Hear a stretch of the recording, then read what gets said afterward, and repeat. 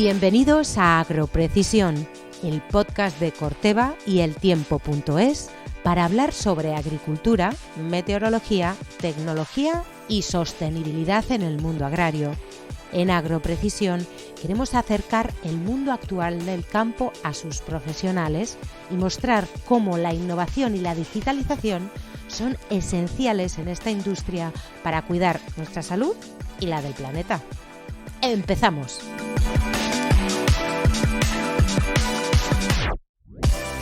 Buenos días a todos, soy Aroa Rocher y soy redactora del Tiempo.es. Comenzamos el 7º episodio de Agroprecisión de Corteva, el tercero en colaboración con el Tiempo.es, y Agroprecisión es un espacio en el que acercamos a todos los públicos dos de los grandes retos del campo en la actualidad, la digitalización y el desarrollo por un planeta más sostenible.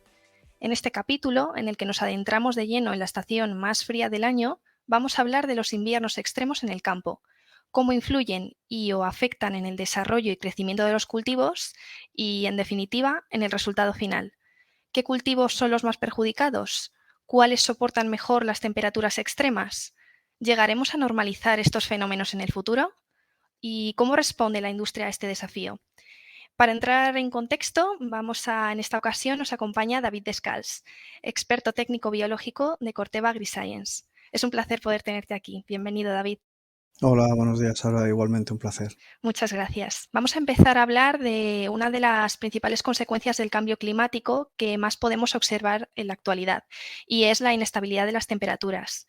Después de haber vivido el verano más cálido de la historia en nuestro país, seguido de un intenso veroño, nos enfrentamos a la entrada de un invierno con importantes variaciones de lo que acostumbramos a pasar en esta estación. Sin embargo, aunque podamos pensar que llegarán fuertes entradas de frío, lo cierto es que se prevén temperaturas más cálidas con tendencia a mayores fenómenos climatológicos extremos.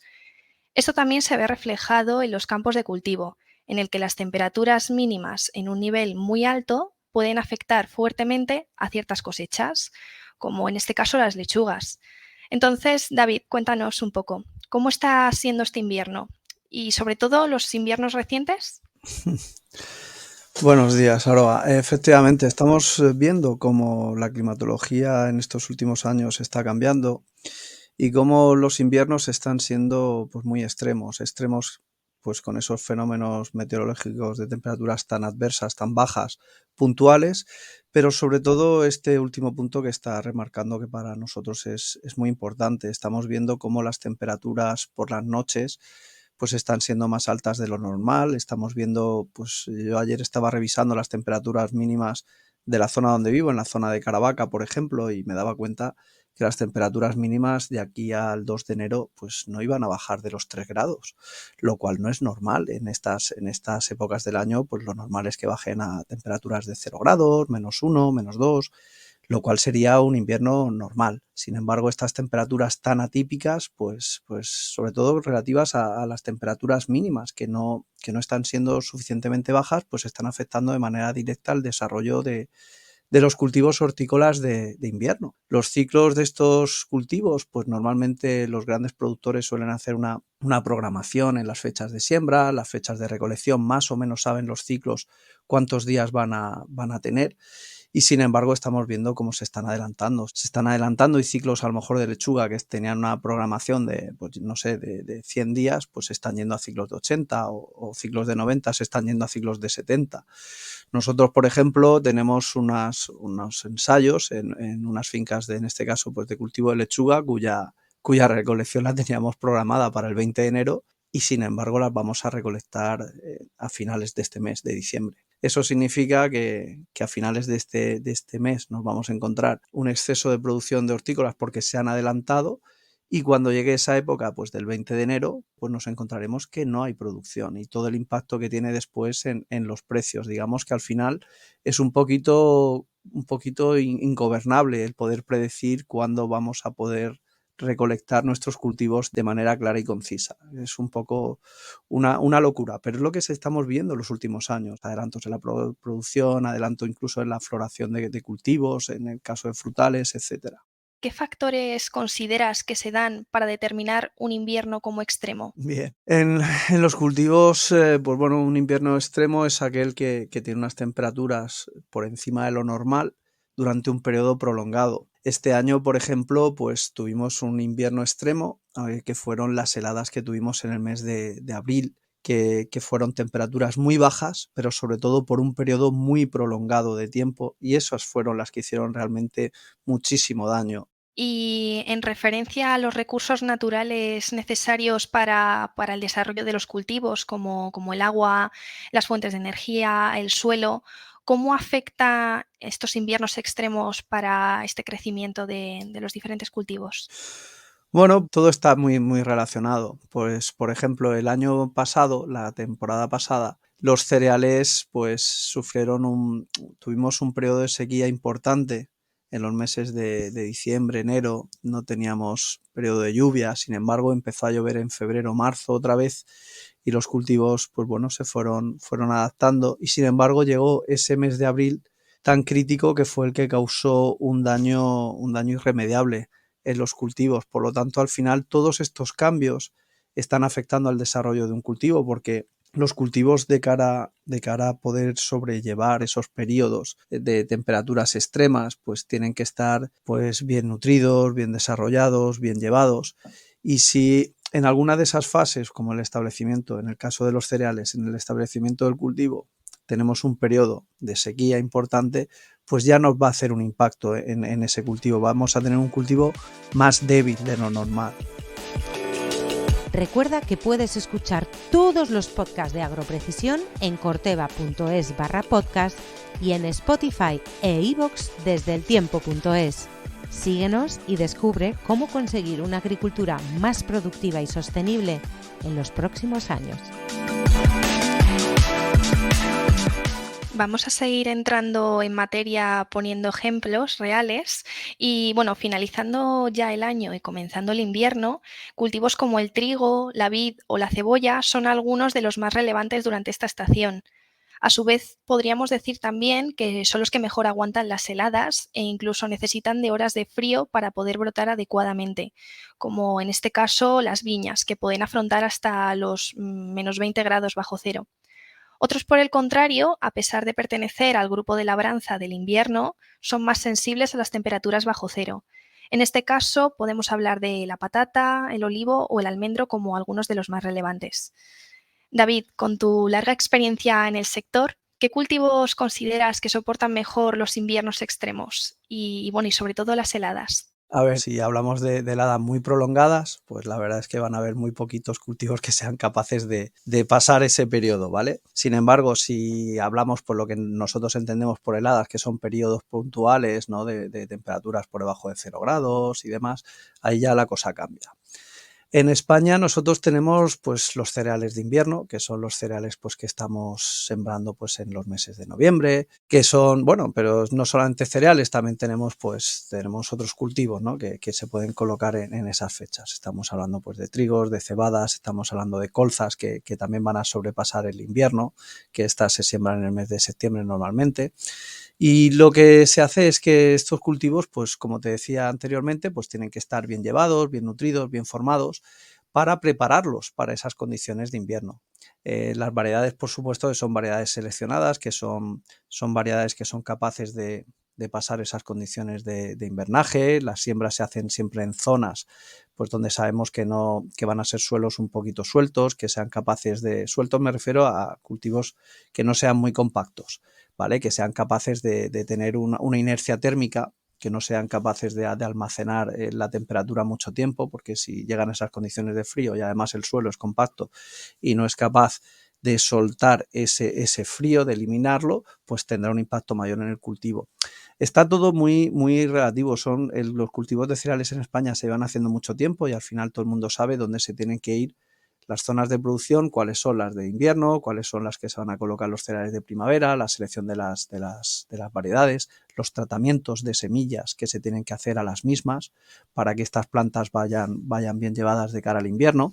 Y luego ya si nos metemos en cultivos de frutales, ¿no? Lo que estabas comentando anteriormente, son cultivos que están en dormancia vegetativa, y estos son cultivos muy sensibles. Y digo sensibles porque, como hemos mencionado anteriormente, y viene toda a colación de lo que hemos hablado hace un ratito, Cuando tú tienes unas temperaturas mínimas en estas fases de invierno y llega un periodo de lluvia, pues el árbol puede adelantar sus estados vegetativos. Pueden entrar en floración, pueden entrar en inducción floral, pueden empezar incluso la brotación, se adelantan con respecto a los periodos vegetativos que normalmente solían tener en determinadas fechas, y ahí es donde las heladas, estas heladas de invierno, pueden hacer muchísimo daño.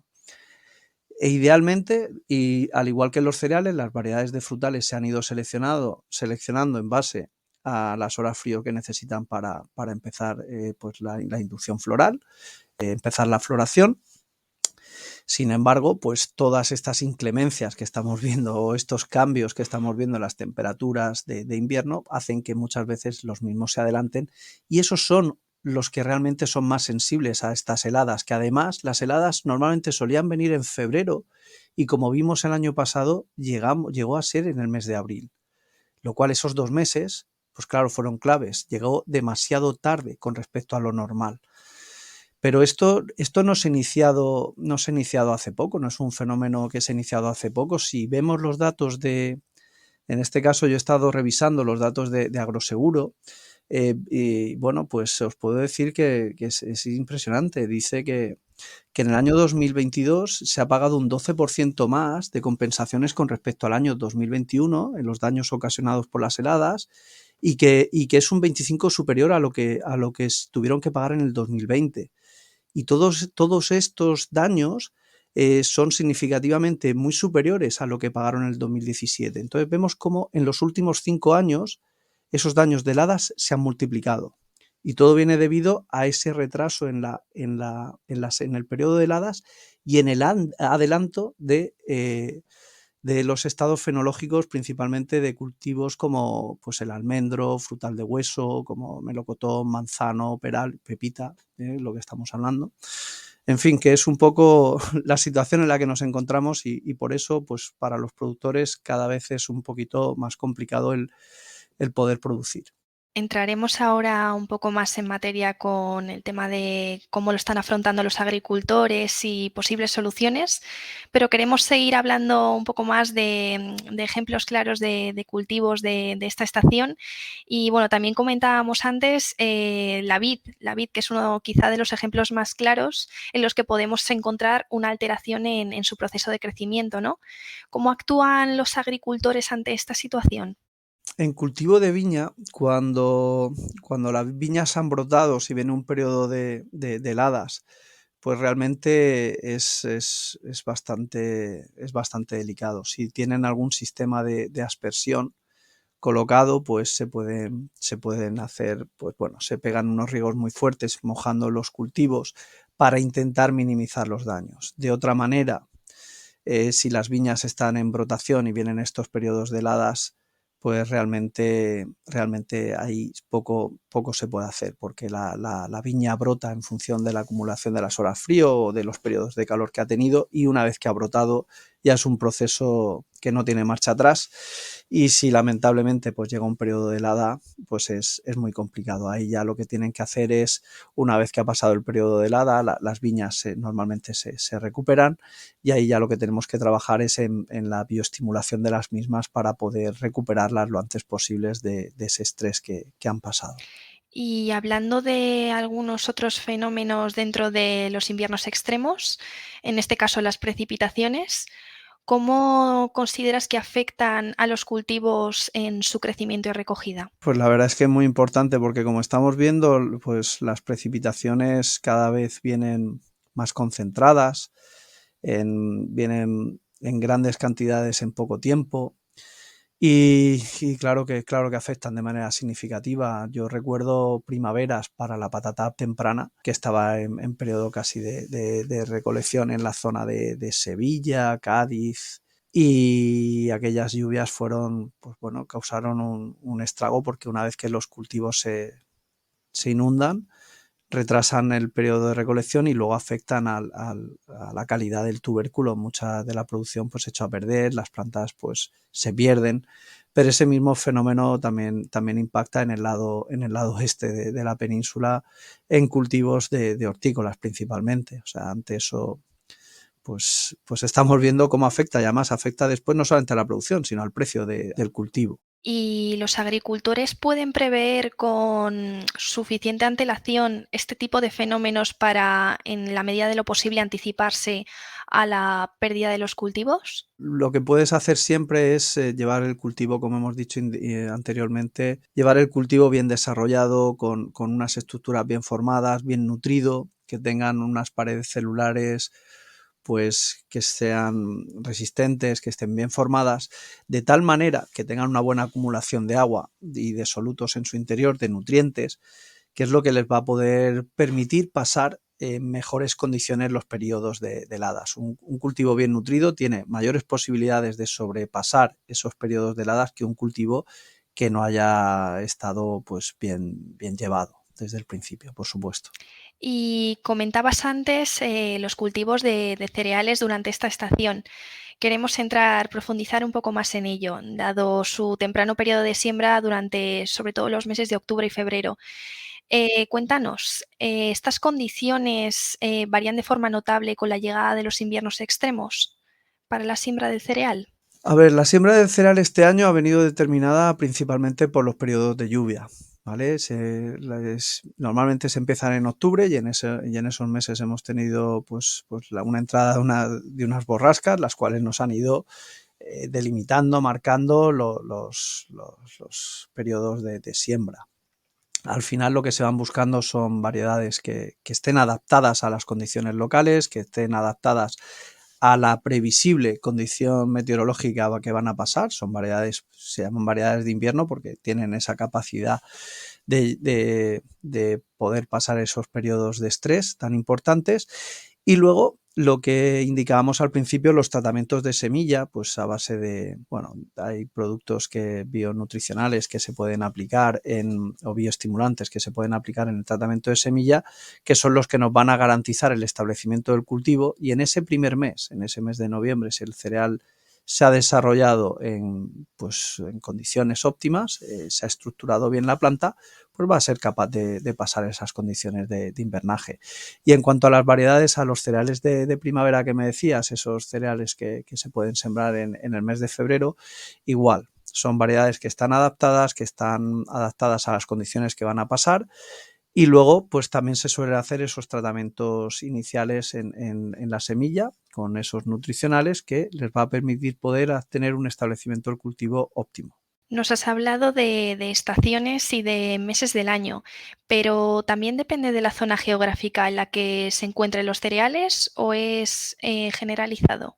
Hombre, por ejemplo, en las zonas nortes, la zona de Castilla-León, la zona de Navarra, la zona de Cataluña, pues tenemos unas zonas de cereales de invierno muy importantes, que son las de referencia. Y luego ya los cereales de primavera pues se suelen colocar más en la zona más sur de la península, la zona pues de Andalucía, Castilla-La Mancha, etcétera. Pero también hay zonas donde se pueden hacer cereales de invierno en estas zonas, ¿vale? Porque son condiciones pues de alta montaña, sabemos que las condiciones de temperatura y demás y de suelo son óptimas para poder realizarlos, la previsible cantidad de agua que vaya a llegar, porque son cereales que te pueden dar un muy buen alto rendimiento y al final se adaptan a las condiciones de cada zona. Y por último, para cerrar un poco el bloque de los cultivos de cereales, ¿existe riesgo de asurado en los inviernos más cálidos? A ver, en los inviernos más cálidos no, porque no están en las condiciones en las que normalmente el asurado suele suceder. Lo que sí sucedió este año, y vuelvo a hacer un poco memoria de lo que ocurrió, partimos de que hacemos unas siembras en 2021, pues que vinieron en un periodo de sequía importante, después llegaron las lluvias en el mes de febrero-marzo, después en abril llegó un periodo de frío muy, muy importante que causó estragos en los cultivos frutales. Y en los cereales, pues bueno, se fueron desarrollando y sin embargo, cuando llegó el mes de junio, llegaron unas temperaturas extremas, elevadísimas, y ahí sí que tuvo un impacto en los cereales. Por lo tanto, todo comienza desde la siembra, un cultivo bien llevado tiene mayor capacidad de poder pasar esas condiciones de frío y tendrá mejores condiciones de llegar después a las condiciones de verano, pero ya en esas condiciones de verano de cara al asurado, ahí ya pues se tienen que volver a aplicar otra serie de productos, en este caso bioestimulantes, que lo que hacen es que reducen la evapotranspiración de los cultivos para almacenar agua y que sean capaces de sobrepasar esas condiciones de extremo calor que afectan directamente al rendimiento, a la producción del grano. Pero en los inviernos realmente el asurado no llega a pasar porque estamos en condiciones frías y no estamos en los momentos de recolección, ¿vale? Eso suele suceder o sucede pues siempre mucho más tarde en el desarrollo del cultivo. Pero es muy importante porque todo está muy relacionado. Siempre en agricultura se dice que lo que bien empieza suele acabar bien, pero está siempre expuesto a otro tipo de impactos en el desarrollo del cultivo. Sí, en este caso, como hablábamos de las condiciones climatológicas. Bueno, como estábamos hablando ya de algunas soluciones, vamos a cerrar bloques hablando pues, desde el sector agrícola. ¿Qué soluciones o alternativas se plantean? Bueno, a ver, todas las compañías y nosotros como Corteva estamos muy enfocados a la producción agrícola y nuestro objetivo es satisfacer las necesidades del productor y hemos visto claramente pues, estas condiciones que están sufriendo. A partir de ahí estamos trabajando pues, en soluciones que se llaman bioestimulantes principalmente, también tenemos biofertilizantes y el objetivo es nutrir el cultivo de manera adecuada, formar esas estructuras celulares en el interior que sean, pues, ¿cómo decirlo?, consistentes, que les permita poder almacenar agua y nutrientes de manera adecuada, al final son solutos, que les permitan poder pasar esas condiciones de frío tan elevadas. En el caso de frutal de hueso y de pepita, pues también estamos trabajando en otro tipo de soluciones que son los productos que sirven para poder almacenar horas frío en el cultivo, porque si un cultivo no almacena las suficientes horas frío, la inducción floral no es óptima, tiene un impacto muy importante en el desarrollo, no solamente en la cantidad de los frutos que va a producir o los kilos por hectárea, sino en la calidad de los mismos. Estamos viendo como últimamente esa acumulación de horas frío no es la óptima, entonces, pues bueno, tener este tipo de soluciones es otro de los objetivos que tenemos, estamos trabajando, tardaremos todavía a lo mejor un poquito en poder llegar al mercado, pero es otra de las soluciones que estamos trabajando. Y después, pues en bioestimulantes para poder, pues bueno, ayudar a los cultivos, a los productores a sacar no solamente la máxima cantidad, sino la máxima calidad de sus frutos o de sus cultivos mediante el aporte de este tipo de soluciones.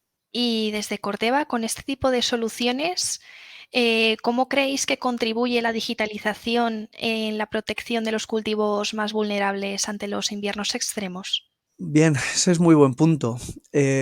A ver, al final lo que tenemos que ir recolectando son muchos datos.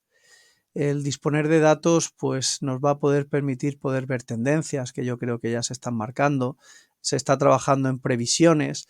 Tener un sistema que nos permita saber cómo está nuestro cultivo, pero también poder adelantarnos o prever un poquito qué es lo que va a ir sucediendo, nos va a ayudar significativamente a poder adaptar pues nuestras variedades, nuestras recomendaciones de siembra, quizá a lo mejor, oye, pues retrasarlas un poquito en determinadas zonas en base a este tipo de datos y poder ayudar al productor. Al final es tener el control de tu cultivo de manera digital, es otra herramienta más que nos va a permitir poder sacar el máximo rendimiento del cultivo. Es fundamental, vamos, es una de las patas para los agricultores sin duda. Y ante este estudio y análisis previo, ¿consideras que los cultivos están más expuestos al ataque de enfermedades, plagas u organismos dentro de un invierno extremo? Sí, si entendemos el invierno extremo, como hemos dicho, de temperaturas bajas extremas, es decir, temperaturas muy, muy bajas, pero también lo que hablábamos antes de las temperaturas mínimas en invierno, que estamos viendo que son más elevadas y es lo que estamos viendo en este mes, claro que tiene un impacto. Las plantas cuando están con esas temperaturas mínimas tan elevadas, pues están más tiernas, la planta está está desarrollándose. Las plantas que se están desarrollando son más susceptibles de ser atacadas por los insectos, de ser atacadas por los hongos, tienen las condiciones idóneas para el desarrollo de los mismos. Esas temperaturas suaves pues permiten la proliferación de plagas como pulgones, como puede ser mildew, con condiciones de temperatura, de humedad. Y este año lo estamos viendo normalmente cuando hace frío por la noche, esas temperaturas que te decía bajitas de a lo mejor 0 grados, 1 grado, 2 grados, son el mejor insecticida para poder controlar determinadas plagas y sin embargo no está sucediendo.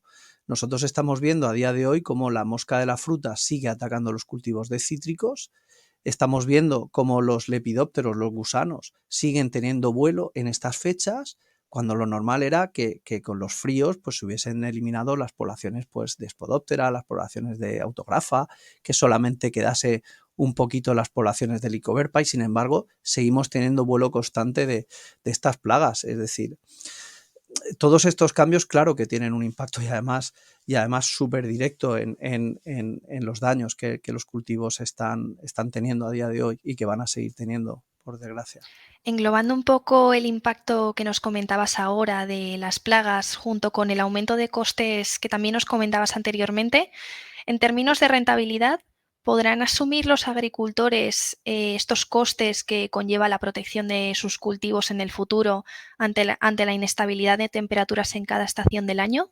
A ver, este es muy buen punto y es una muy buena reflexión porque estamos viendo todos estos daños que hemos comentado de pérdida de producción debido a estas temperaturas extremas en estas heladas que tuvimos el año pasado. La cifra que da Agroseguros es espectacular. El año pasado, o sea, este año se han pagado más de 514 millones de euros, que es la cifra más alta del seguro agrario. Todo esto tiene una repercusión. Es producción que hemos perdido. Cuando tú has perdido producción, el seguro te la va a compensar, por supuesto, pero hay menos digamos, producción para vender. La demanda está ahí en el mercado. Los costes de producción se les han disparado actualmente a los productores. Pues realmente estamos viendo y la manera es la de subir los precios para los agricultores, porque los agricultores cada vez se les está poniendo más complicado. Nosotros estamos como compañía intentando ayudarles, pero lo del tema de los costes de producción, al final todo viene relativo a los precios a los que ellos venden la mercancía y tienen que vender siempre por encima de sus costes de producción que tenemos que ser conscientes que se les ha elevado significativamente, costes de la electricidad, coste del gasóleo, coste de todo este tipo de acciones que tienen que hacer para poder pasar esas condiciones atmosféricas pues bueno, que les afectan de manera significativa en sus cultivos, es algo que hay que tener muy, muy en cuenta. Que se les está poniendo más complicado el poder producir. No solamente cantidad, sino lo que decíamos antes, calidad. Y bueno, hablando un poco de cara al futuro, sé que es un poco complicado, pero ¿qué titulares crees más importantes de todo lo que hemos comentado y que los ejemplos que nos has comentado, que son con los que se tienen que quedar nuestros oyentes? Pues que muchas veces pensamos, es mi reflexión, ¿no? Que pensamos que la agricultura es una actividad un poco que no evoluciona, que es muy antigua y nada más lejos de la realidad. La agricultura es una de las actividades más dinámicas que yo conozco. O sea, yo empecé a trabajar hace 22 años y de lo que hacíamos hace 22 años a lo que estamos haciendo hoy en día ha sido espectacular los cambios que estamos viviendo y os puedo decir que no tiene nada que ver con lo que estaremos haciendo dentro de 8 o 10 años. La agricultura va evolucionando, estamos viendo cómo las condiciones meteorológicas cambian, los requerimientos que nos están pidiendo los usuarios finales, los consumidores finales, nos están haciendo cambiar tan deprisa nuestros modelos de producción con nuevas legislaciones, nuevos requerimientos medioambientales y la agricultura no para de innovar. Es uno de los segmentos y sectores más innovadores que yo conozco personalmente y realmente esto no ha hecho más que empezar, porque los retos que tenemos adelante son unos retos que tenemos que afrontar y realmente, bueno, hay que tener, por supuesto, una compañía solvente detrás, hay que tener recursos, hay que tener gente que tenga conocimiento, que sepa bien las necesidades de los agricultores y enfocar el desarrollo de las compañías a poder ayudarles. Y ahí es donde Corteva nosotros estamos innovando, pero sí que es cierto y es así que el resto de compañías también lo están haciendo porque el sector primario es fundamental para el desarrollo de un país como es España, en este caso, donde la agricultura es sin duda el sector primario más importante que tenemos. Estaremos entonces atentos a todos los avances dentro del sector. Se nos acaba el tiempo. Muchas gracias por todo tu tiempo y conocimiento, David. Muchas gracias. Ha sido un placer poder contar con un profesional con tanta experiencia y proyección de futuro en el campo. Hasta aquí esta nueva entrega de Agroprecisión. Puedes escuchar más episodios de Agroprecisión en Spotify de Corteva y eltiempo.es. Nos vemos en el próximo capítulo. Muchas gracias a todos por escucharnos. Hasta pronto. Hasta aquí el capítulo de hoy. Gracias por formar parte de este espacio. Escúchanos para seguir aprendiendo cómo lograr una agricultura más productiva y sostenible. Desde eltiempo.es y Corteva os esperamos en el próximo episodio.